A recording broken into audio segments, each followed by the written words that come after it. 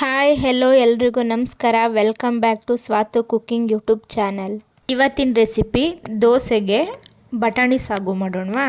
ಸಾಗು ಮಾಡೋದಕ್ಕೆ ಏನೇನು ಇಂಗ್ರೀಡಿಯೆಂಟ್ಸ್ ಬೇಕು ಅಂತ ಮೊದಲು ನೋಡೋಣ. ನಾನಿಲ್ಲಿ ಹಸಿ ಬಟಾಣಿ 1 ಕಪ್ ತಗೊಂಡಿದ್ದೀನಿ. ಹಾಗೆ 1 ಕ್ಯಾರೆಟು, 1 ಆಲೂಗೆಡ್ಡೆ ಮತ್ತು ಒಂದು 4 ರಿಂದ 5 ಬೀನ್ಸ್. ನೆಕ್ಸ್ಟ್ ನಾನಿಲ್ಲಿ ಮಸಾಲ ರುಬ್ಬೋದಕ್ಕೆ 2 ಈರುಳ್ಳಿ, ಹಾಗೆ ಸ್ವಲ್ಪ ಕೊತ್ತಂಬರಿ, ಹಾಗೆ ಒಂದು 5 ಹಸಿರು ಮೆಣಸಿನಕಾಯಿ, ಹಾಗೆ ಸ್ವಲ್ಪ ಕಡಲೆಪಪ್ಪು, ಹಾಗೆ ತೆಂಗಿನಕಾಯಿ ತುರಿ, ಹಾಗೆ 1 ರಿಂದ 2 ಚಕ್ಕೆ ಪೀಸು. ಇಷ್ಟು ಐಟಮ್ಸ್ನ ನಾನು ತಗೊಂಡಿದ್ದೀನಿ ಮಸಾಲೆ ರುಬ್ಬೋದಕ್ಕೆ. ನಂತರ ಒಗ್ಗರಣೆಗೆ 2 ಟೊಮೊಟೊ, ಹಾಗೆ 1 ಟೇಬಲ್ ಸ್ಪೂನ್ ಶುಂಠಿ ಬೆಳ್ಳುಳ್ಳಿ ಪೇಸ್ಟ್, ಹಾಗೆ 1 ಟೇಬಲ್ ಸ್ಪೂನ್ ಧನಿಯಾ ಪೌಡರ್ ತಗೊಂಡಿದ್ದೀನಿ.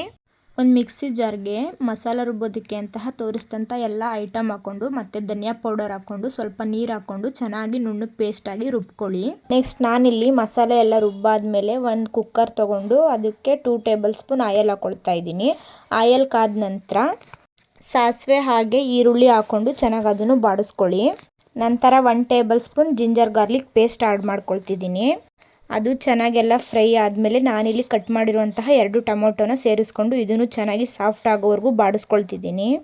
ನಂತರ ಗ್ರೈಂಡ್ ಮಾಡಿರುವಂತಹ ಮಸಾಲ ಆ್ಯಡ್ ಮಾಡಿಕೊಂಡು ಇದನ್ನು ಹಸಿ ಸ್ಮೆಲ್ ಹೋಗೋವರೆಗೂ ಚೆನ್ನಾಗಿ ಬಾಡಿಸ್ಕೊಳ್ಳಿ.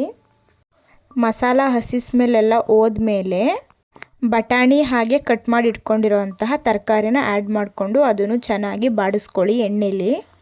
ನಾನಿಲ್ಲಿ ಗಟ್ಟಿಯಾಗಿ ಮಾಡ್ತಾ ಇರೋದ್ರಿಂದ ಸಾಗುಗೆ ಸ್ವಲ್ಪ ನೀರು ಆ್ಯಡ್ ಮಾಡ್ಕೊಳ್ತಾ ಇದ್ದೀನಿ. 1 ಕಪ್ ಅಷ್ಟು ಆ್ಯಡ್ ಮಾಡ್ಕೊಳ್ತಿದ್ದೀನಿ. ನಿಮಗೆ ಎಷ್ಟು ಕಪ್ ಬೇಕೋ ಅಷ್ಟು ಮೆಜರ್ಮೆಂಟ್ ಪ್ರಕಾರ ಹಾಕ್ಕೊಳ್ಳಿ.